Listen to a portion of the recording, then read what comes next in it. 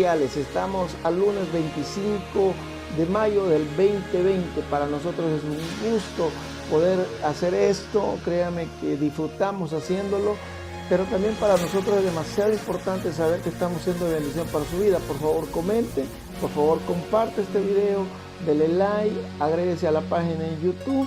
Nos encuentra como Producciones RPM, en Facebook como RPM. Estamos para servirle. Ahora vamos a disertar acerca de la conversión de Pedro. Honestamente es un tema muy largo, demasiada información y se imagina cuánta información hay. Esto sobre la punta del iceberg, y aclaro esto porque sé que van a venir los eruditos a tratar de corregirme, pero esto es solo parte de un mundo de información que tenemos preparado para usted en los próximos 3 temas. Por favor, acompáñenos, quédese hasta el final y pues es de mucha bendición contar con usted. Vamos a la palabra. Los primeros 4 libros del Nuevo Testamento se les llama Evangelio, y es la vida del mismo Jesús relatada desde 4 ángulos distintos. Ahora vamos a ver qué fue lo que vio Mateo en el libro de Mateo, capítulo 16, desde el versículo 3 dice: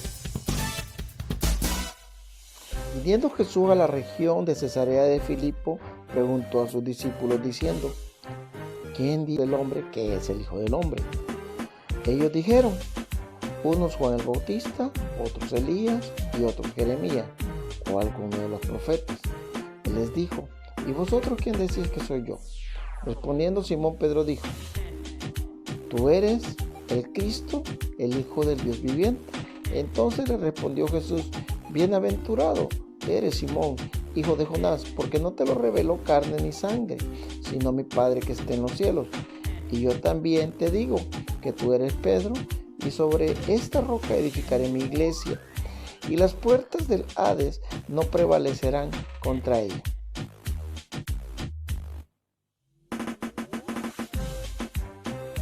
Yo soy responsable de lo que digo. Usted es responsable de lo que quiso escuchar. Este dicho popular, considero yo personalmente, está muy bien aplicado para lo que queremos dar a entender este día. Entonces, ¿qué dijo Jesús? Pero para entender lo que dijo Jesús, tenemos que crear un marco histórico, un marco cultural, un marco geográfico en relación a lo que está sucediendo en ese momento en Cesarea de Filipo. Empecemos por la región, Cesarea de Filipo. El origen de su nombre es en honor a César Augusto, quien era el emperador romano de ese momento. Y Filipo era el hijo de Herodes, a quien se le había asignado esta región para que gobernara. Si bien es cierto que ya habían pasado varios años desde la conquista romana en esta región y el imperio griego ya se había retirado, pero habían quedado bien implantadas en ese lugar culturas y mitologías griegas. Y como uno de los protagonistas oficiales de esta región era el dios Pan, dios con D pequeña, quien era representado a través de un híbrido entre hombre y chivo, que tenía cara de chivo, dorso de hombre, piernas erguidas pero finalizaban en pezuña, tenía cuernos, no sé a qué le recuerda esto, y la cola. Este era el ídolo de todos los salvajes, de los bosques, de los montes, de las cuevas, y su adoración inicia en Arcadia, Grecia. Allí fue la creación de este ídolo. En el internet hay un mundo de información acerca de este ser mitológico que yo no tengo el tiempo para explicarlo, entonces le queda de tarea a usted poder investigarlo. Pero hay puntos que necesito resaltar. Por ejemplo, que a él nunca se le dedicó ni se le construyó un templo, porque siendo él el dios de los salvajes, se consideraba que nunca se iba a sentir a gusto en un templo artesonado, y que él se conectaba al inframundo a través de las cuevas. Entonces los devotos, en su gran mayoría pastores, eran cuevas o en las cuevas donde ellos iban a celebrar sus ceremonias y los cultos y los rituales que le ofrecían al dios Pan. Este culto consistía en llevar a los primogénitos a la cueva que ellos habían dedicado como templo para el dios Pan y asesinarlos para que este ídolo les dejara tranquilos y no los anduviera acechando en el bosque, ni a ellos, ni a los pastores, ni a las mujeres, porque una de las peculiaridades era el insaciable apetito sexual que este dios tenía. O sea que la verdadera motivación para la adoración a este ídolo era el miedo al ídolo Pan, al dios Pan. Y es a raíz del nombre de este ídolo que los griegos inventan la palabra pánico. Geográficamente hablando, estamos en una ciudad que lleva el nombre del César. Y por ende el César reclamaba adoración por parte de estas personas. Entonces la gente estaba comprometida entre adorar al César y seguirle rindiendo tributo a los dioses de la mitología griega, entre ellos Pan. En síntesis, el corazón de ellos estaba bien comprometido como para que apareciera otro proclamándose el Hijo de Dios, el Mesías, el Salvador. Ya el corazón de los de Cesarea no estaba abierto en ese momento para recibir a uno más. Jesús llega a Cesarea, hace milagros y me imagino que los discípulos se quedaron en medio de la gente escuchando las reacciones, a ver qué comentaba la gente. Pero lo interesante de esto, cuando les tocó acampar, se fueron al monte cerca de la cueva del ídolo Pan. Y esa cueva se llamaba la puerta del Hades. Y me imagino que los invadió el temor a los discípulos. Y como Dios es un estratega, y es ahí donde Dios decide ocupar ese momento para tener una plática seria con sus discípulos. Y tomando en cuenta todo el ambiente que se estaba viviendo en ese momento, viene Jesús y les pregunta a los discípulos: bueno, entonces, ya que ustedes anduvieron entre la gente, ahora díganme, ¿qué piensa la gente de mí? ¿Quién dice la gente que soy yo? Entonces empiezan a contestar los discípulos lo que habían escuchado. Y les dice: unos dicen que eres Juan el Bautista, otros dicen que eres Elías, otros dicen que eres Jeremías, la mayoría dice que sos un profeta más. Bueno, ahora díganme ustedes, ¿quién piensan ustedes que soy yo? Dice Jesús a los discípulos. Buena pregunta. Y todos los discípulos, ¿verdad?, ¿qué le contesto? Y mirándose unos con otros. El hijo de un carpintero, el hijo de María, el de Nazaret. Pero de repente a Pedro se le enciende el foco, ¿verdad? Debemos en claro algo: Pedro no era un gran elocuente. Pedro era bruto. Solo con el simple hecho que a la hora de cuando agarraron a Jesús, que fue 3 semanas después, por cierto, 2 o 3 semanas después, cuando capturan a Jesús, Pedro viene y le va a volar la oreja a un soldado. Dígame, ¿qué persona racional hace eso? Pero más sin embargo, Dios le revela a Pedro y le dice: Pedro, tú eres el Cristo, ¿no?, el Hijo del Dios viviente. Oígame, eso era delicado. Y realmente aquí no cabe todo ese tema. No cabe, honestamente, por eso no voy a profundizar, por eso ve el otro video. Porque en el otro video quizá vamos a hablar de esta parte. De esta parte la vamos a dedicar bien en el otro video. Pero le dice: tú eres el Cristo, el Hijo del Dios viviente, el prometido desde el Antiguo Testamento. Entonces Jesús le dice: eso no te lo reveló carne ni sangre. O sea, no fue por la inteligencia de Pedro. Eso le está diciendo Jesús. No es por tu inteligencia. Eso te lo reveló mi papá que está en el cielo. Quiero dejar bien claro esto. Habían pasado prácticamente 33 años de la vida de Jesús y 3 de ministerio. Y entre los apóstoles andaban los hermanos de Jesús, que lo habían conocido desde toda la vida, conocían su testimonio. Y los apóstoles, los discípulos de Jesús, también habían visto todos los milagros y prodigios que Jesús había hecho. Pero hasta este punto nadie se había dado cuenta que Jesús era el Cristo, el prometido desde el Antiguo Testamento, el prometido desde el Edén para la redención de la raza humana. Y aquí estamos prácticamente a menos de un mes de la muerte de Jesús. Y es la primera vez que a un discípulo se le revela a Jesús como el Cristo. Entonces lo importante de esto es la revelación. O sea, no fue una idea, no fue wow, se me ocurrió a mí de que fue, no fue una idea, fue una revelación. A Pedro se le revela Jesús como, ¿qué es una revelación para que me entienda? Una revelación es cuando no puedes ver algo y de repente lo ves. Por ejemplo, la tridimanía. Hay gente que pasa horas viendo esa bendita página y nunca ve nada. Pero de repente, sin mayor esfuerzo, ve lo que está dibujado ahí. Entonces cada vez le cuesta menos verlo. Cada vez le cuesta menos verlo y llega un punto donde solo lo ve y se le revela rápido. Eso es una revelación. O sea, es un ejemplo de revelación. Entonces, cuando a Pedro se le revela el Mesías, cuando a Pedro se le revela Cristo, porque en hebreo es Mesías, en griego es Cristo, en español es el ungido. Cuando a Pedro se le revela, las cosas cambian. Véame este papel es el bosquejo. Véame este papel. Estamos hablando de esto. Estamos hablando de la revelación. Esto es la revelación. Un ejemplo. Esto es la revelación. Esto, lo que se te acaba de revelar, lo que se te acaba de alumbrar. Punto medular es la revelación. Que no se olvide, es la revelación. Eso es importantísimo porque a nadie se le había revelado, sino que en ese momento se le está revelando a Pedro la revelación que Jesús es el Cristo, el ofrecido.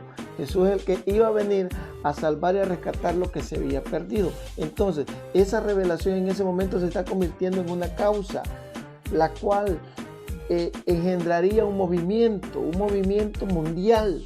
Que si bien es cierto que a Pedro se le está revelando esta verdad, no es Pedro lo importante aquí. Lo importante es la revelación que está teniendo Pedro acerca de una verdad. Y la verdad consiste en que el Cristo ya estaba entre nosotros en la persona de Jesús. Luego Jesús le dice, y yo a ti te digo que tú eres Pedro, y sobre esta roca, esta verdad, esta revelación, que Jesús era el Cristo, sobre esta roca voy a edificar mi iglesia. Y aquí apenas vamos a entrar al punto. ¿Qué quiso decir Jesús cuando se refería a iglesia?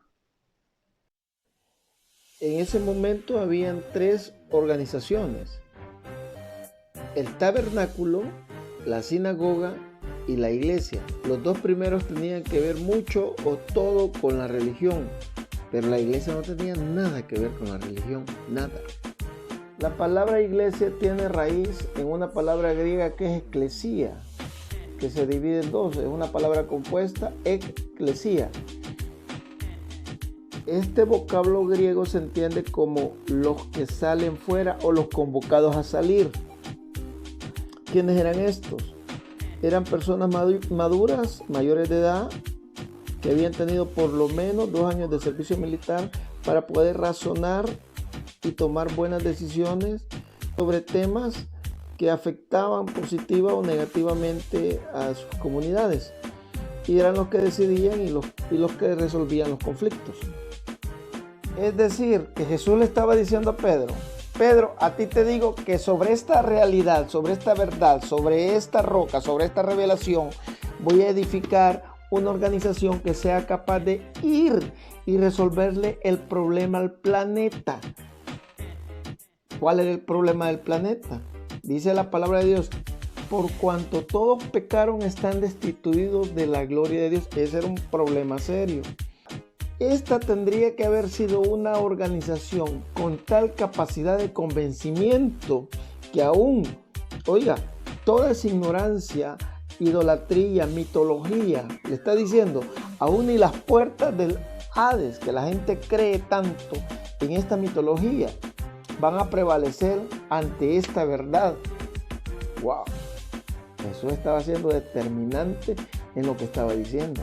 Son 2000 años de historia los encargados de desconfigurar en su totalidad la palabra que Jesús ocupó, que era iglesia, del original griego eclesía.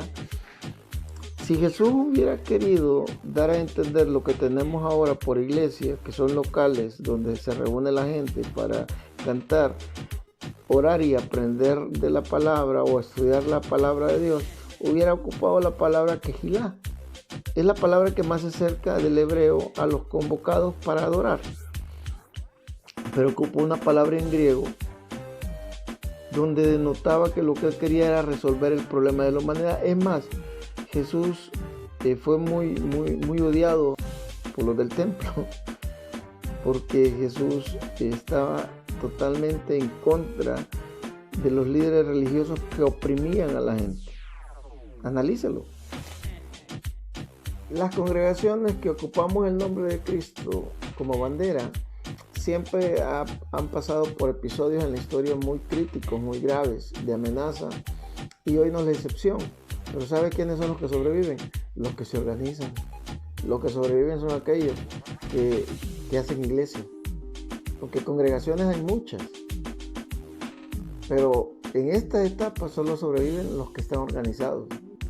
Es triste decirlo, pero hay congregaciones que sus locales ya no van a volver a abrir, ya no van a aparecer. ¿Saben por qué? Porque nunca hicieron iglesia, nunca se organizaron para ir y resolver problemas, sino que se reunían únicamente para volverse más santos. Ellos, dentro de las cuatro paredes, se reunían únicamente para elevar su ego, para presumir acerca de su falsa perfección, para salir única y exclusivamente ellos en la foto. Pastores que vieron a su congregación como una finca donde ellos eran los capataces, nunca tuvieron programas de evangelismo, nunca tuvieron programas de colaboración y labor social, nunca se organizaron, nunca se dejaron ayudar por nadie, se encerraban en sus cuatro paredes, y duele decirlo, pero es nuestra realidad. Estos son los que le ponen carga a las congregaciones que ni siquiera ellos pueden llevar con un solo dedo. El problema es que cuando llegan estos tipos de situaciones en la historia, son los primeros que se desaparecen, no se ven por ningún lado, porque no se hallan, pues, ¿y qué van a hacer? Si lo único que saben hacer es regañar, ofender a la gente. Aquí es donde saltan a la luz, aquí es donde se ven los que realmente están haciendo iglesia. Pero igual quiero felicitar a todos esos pastores que están haciendo iglesia hoy por hoy, que el pueblo los necesita de una u otra manera, se andan rebuscando, reinventándose, pero le están dando mantenimiento al remanente fiel. Nos podrán cerrar los locales, pero la iglesia no se detiene.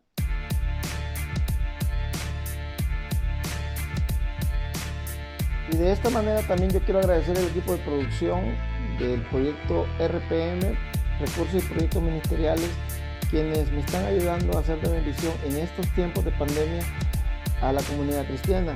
Y quiero mandarle saludos a la congregación de la Iglesia Fe y Esperanza y su pastor Mario Salomón Gómez. Gracias por sus retransmisiones y gracias por aportar para la producción de este proyecto. A los pastores Argueta y su iglesia en Apopa, Tecafe Apopa, bendiciones también al hermano Jimmy Pineda y su iglesia Caminando con Dios. Jimmy Pineda es el capellán que estuvo predicando el día de anterior en nuestra página. Al hermano Francisco Interiano en Lourdes Colón, al hermano José Wright, al hermano Christian Wright, quien va a estar ministrando, un día de esto va a estar ministrándonos en alabanza. Igual al hermano Gerson Velázquez, es un gran personaje, es un ministro de alabanza, un predicador que a pesar que está pasando por una situación muy complicada, es más, este martes vamos a tener el testimonio de él en nuestra página, lo pueden ver, él ahí está con todo el brother. La hermana Katy Vázquez, un día de esto la vamos a invitar también que nos ministre en adoración y alabanza. Hermano Walter García con su esposa, el pastor Quique García con su esposa también, Dios me los bendiga. La familia Jovel, que son de mucha bendición para este proyecto. Ever González, hermano Juan Escobar, Karen Araujo, son personas que de una u otra manera están colaborando al proyecto. Igual estamos al servicio de la comunidad cristiana. Sí, yo sé que se me quedan muchos nombres, pero también quiero agradecerle a todos los que mandaron su prédica en audio para poderla editar acá y poderle ayudar al hermano Francisco Interiano a perifonear Tierra de Gosén en Lourdes Colón. Fue de gran bendición, considero que ustedes están haciendo de gran bendición. Igual me faltan que editar otras, faltan varias, pero ahí estamos. Bendiciones para todos. Hemos estado pregrabando para enviar a las iglesias para perifonear, ha sido de mucha bendición, son proyectos propios de este ministerio, nos estamos reinventando de una u otra manera. Como les dije, nos pueden cerrar los locales, pero nunca nos van a cerrar el deseo de hacer iglesia. Hey, bendiciones, se les quiere RPM para el mundo.